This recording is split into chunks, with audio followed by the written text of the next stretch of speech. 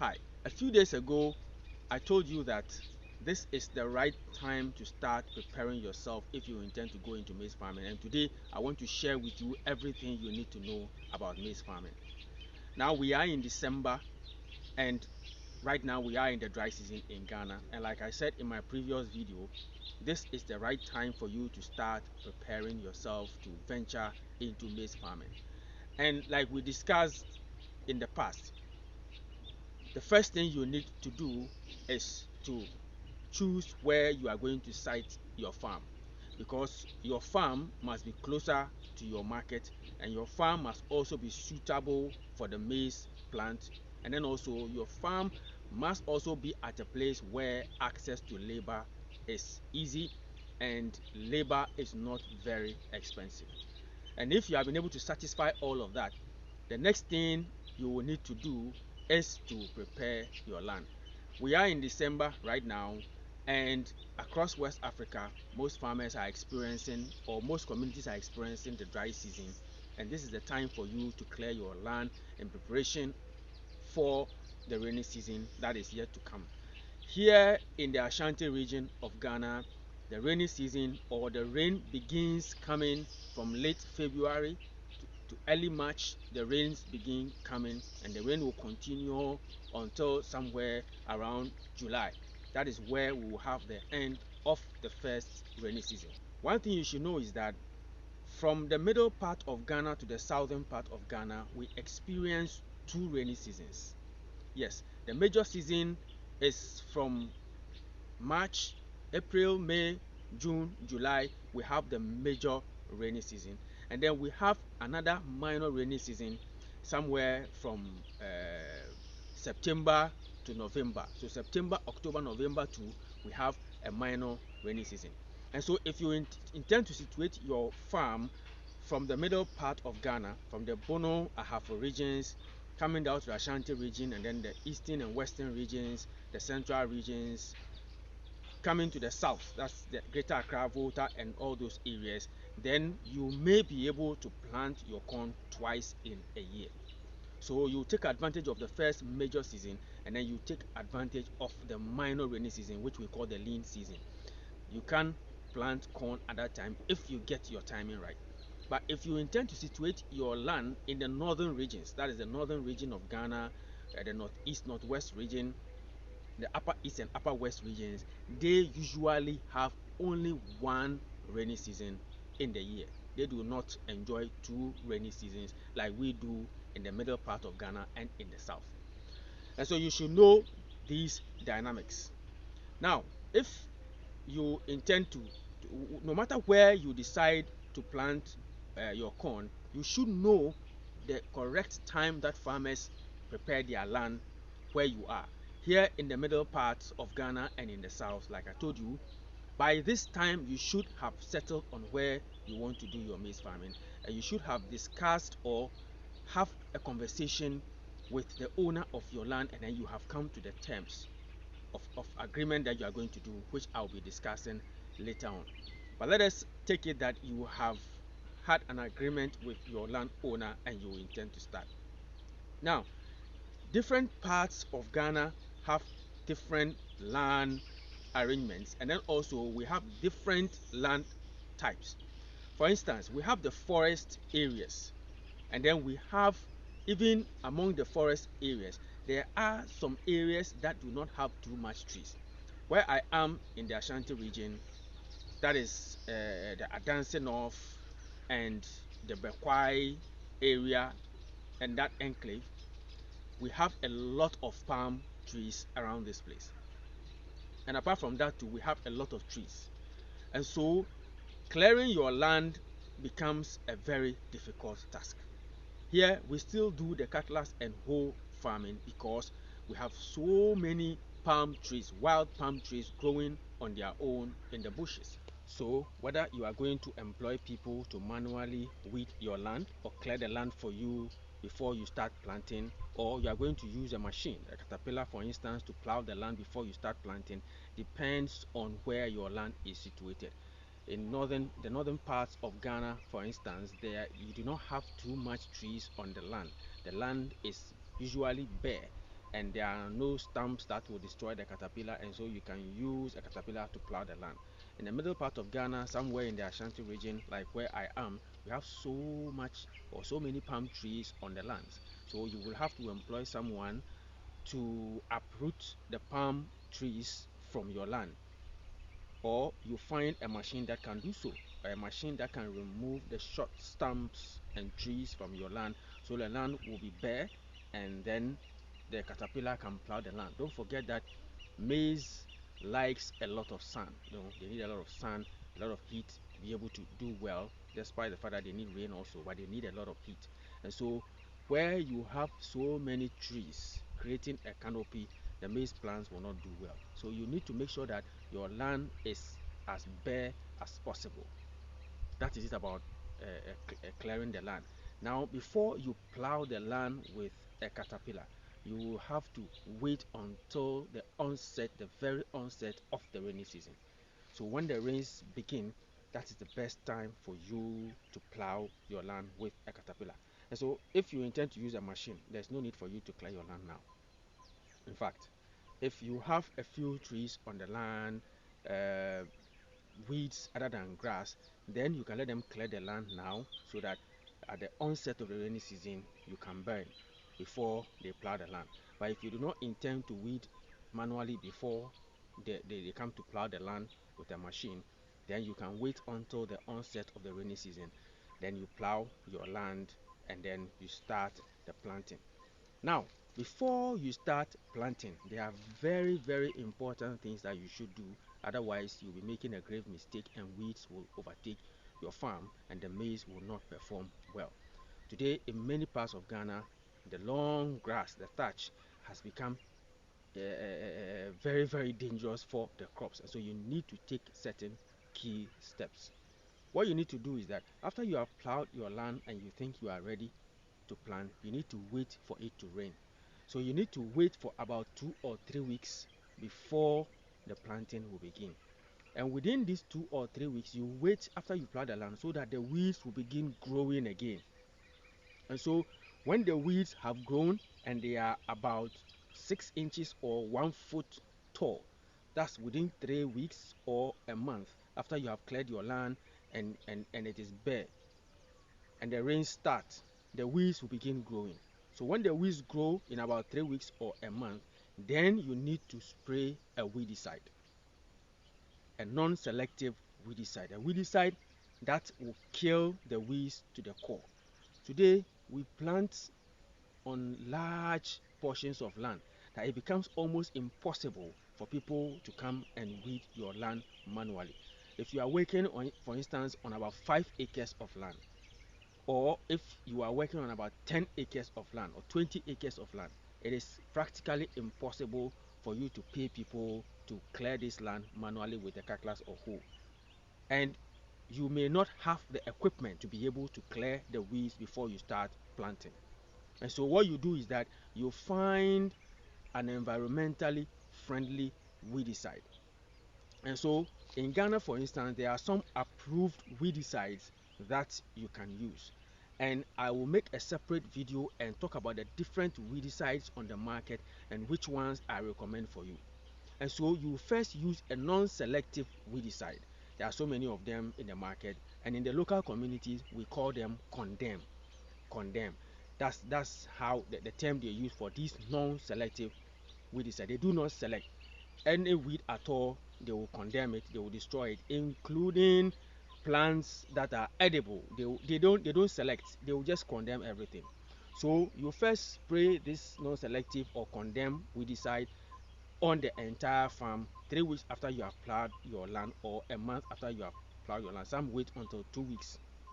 Yes, so whether you are using a machine to plow the land or people are manually weeding for you, you will have to spray this weedicide so that the weeds will start dying. Now, 24 hours or 48 hours or 2 days after you have sprayed your weedicide, you can now start planting your corn. The next thing we are going to look at is fertilizer application. Fertilizer is the food for crops, and without proper application of fertilizer, your crops will not perform well the way you expect it to perform. And so maize demands fertilizer, or maize needs fertilizer just like many other crops. And there are two types of fertilizer that you will have to apply on your maize farm in order to get the best yield. And these are NPK and urea or ammonia. These are the two types.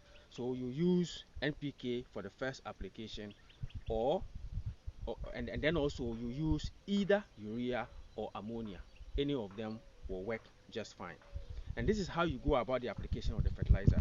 When you, from the day you plant the corn, from the very day you plant the corn until about 3 weeks, you should apply the NPK. That's the nitrogen, phosphorus, and potassium. NPK, either 15, 15, 15, or whatever combination you choose to use. And so you first apply the NPK either by broadcasting on your farm, or you place the fertilizer at the base of each plant. You can also dig just a few inches away from the plant, and then you bury the fertilizer in the soil, and then it will perform just fine. Because if you have a huge farm, if you have, let's say, about 3 acres or 4 acres, you may not be able to place the fertilizer under each plant. You have thousands of plants. It's almost impossible for you to do that. And so the easiest thing for you to do is to broadcast your fertilizer on your farm, and it will perform just fine. Then after that, when your corn grows and gets to your knee length, about the knee length, then it will be the time to apply the urea or the ammonia. Now, if you do not apply this fertilizer at the right time, as I have explained, you will end up wasting the fertilizer because it will not have the intended effect you want it to have. It is very important you apply the fertilizer when the corn is about the length of your knee, or the height of your knee, because the urea is going to help with the yield. It's going to help the plant to be able to yield and have a lot of seeds. The NPK you applied helps the plant to grow very fast. It becomes very thick, and it becomes very dark green, and it grows very tall. And then the urea will help you to get the food or the seeds to be bigger and plenty. And so fertilizer application, timely application of fertilizer is very important. There are some instances where you are unable to apply the fertilizer, let's say 3 weeks after planting, and it's been over a month or a month and a half, and the corn plants are almost at the height of your knee. It is still not too late. What some of us do, what some farmers do, is that when maybe you are overwhelmed with the work and you are unable to apply fertilizer on time, and the fertilizer gets the plant gets to the height of your knee, what you do is that you mix the NPK with the urea. We sometimes even do this on rice farms. And so you mix the NPK with the urea, and then you place bits of it under the corn plants or the maize plants. You place them there, and then the plants will perform just fine. The next thing to look at is the second weed control. Very important. Now, if you are able to control the weeds the way I explained in the beginning, that is spraying the weedicide before planting the corn, you will have little work to do with regards to weed control. Because depending on where your farm is and depending on the type of weeds on your farm, when you're able to control the weeds like this, that's it. You will not need to control weeds again until harvesting. But sometimes when the corn plants get to the knee level, or when you intend to intercrop the corn with cassava, then you will have to do a second weed control. And that is where you will need a selective weedicide. Now, there are so many of these selective weedicides on the market. There is Carbahelp, there is Nicoplus, and the various types of Nico weedicides, which I'll be telling you about them, and I'll be telling you about the ones that you can trust. And so you will need a selective weedicide. What do I mean by a selective weedicide? It's a weedicide that kills all other plants except the corn plant. With the Kaba herb, for instance, it kills all other weeds or other plants except rice and corn and some other crops. So it will be indicated on the bottle. So when your plants get to your knee level and you are ready to come and plant cassava in between the corn, which I strongly advise that you do. However, if you are in the middle part of Ghana and you intend to plant the corn twice in a year, then it will not be advisable to intercrop with cassava, because by the time the second season starts, the cassava would have grown very tall, and when you plant the corn, it will not do well during the second rainy season. But if you intend to continue with the cassava, then about a month and a half later, when fresh weeds, because when even if you control the weeds and the rains begin, the weeds are going to grow back, and you will need to control the weeds. That's where the selective weedicide will be important. So what the selective weedicide does is that it helps the maize or the corn to grow well, and then it kills other weeds or other plants. And so before you intercrop or you mix crop with cassava, you first spray the selective weedicide, and your corn will be fine and all other weeds will be suppressed, and then your cassava will now be planted for the mixed cropping to begin. After fertilizer application, a few weeks or a few months later, your corn will be ready for harvesting. Now, there are some information that you should have, otherwise you will lose a lot of money in your farm. There are some people who prefer to buy the corn fresh to sell, and then you also have the option of allowing your corn to grow and dry up on the farm, and then you harvest and do the shelling. What you should know is that previously most farmers used to wait, let the corn become matured, dry on the trees, and they harvest, bring it home, store it or remove the husk, and then they shell it, and then they sell it in bags to people, which is a lot of work. Today, for some farmers, they prefer to sell their corn fresh. And so there are women who will come to your farm. Some sell one corn for 1 cedi, one for 2 cedi, or however you want to sell it. If you are not smart, these market women will rip you off and you will lose your investment. They will come and give you their price and buy the corn at a very, very, very low price that you will end up getting almost nothing from your investment. So make sure you do your background checks, do your research, and find out the prevailing price they are selling the corn fresh. Because I will advise you sell your corn fresh, unless you have something you want to use your harvested corn for.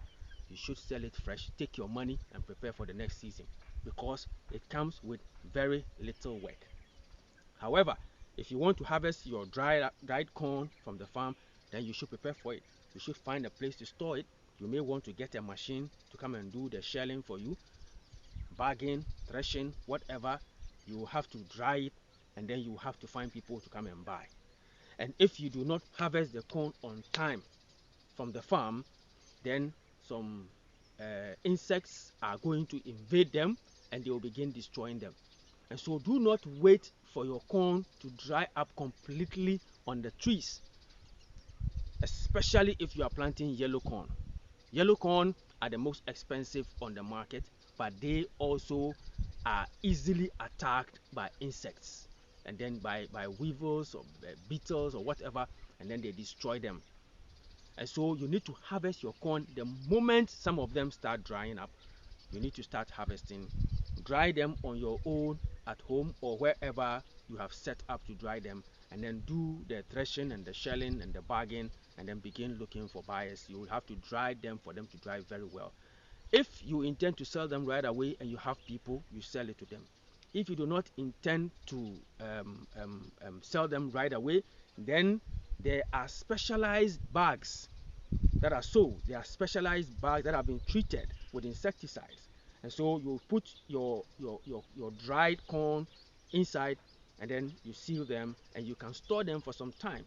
And during times like this, or during the beginning of the rainy seasons, the price of corn is usually high, and then you can sell and make some profit. So these are some of the tips that I have to share with you with regards to maize farming. If you have any questions, leave them at the comment section.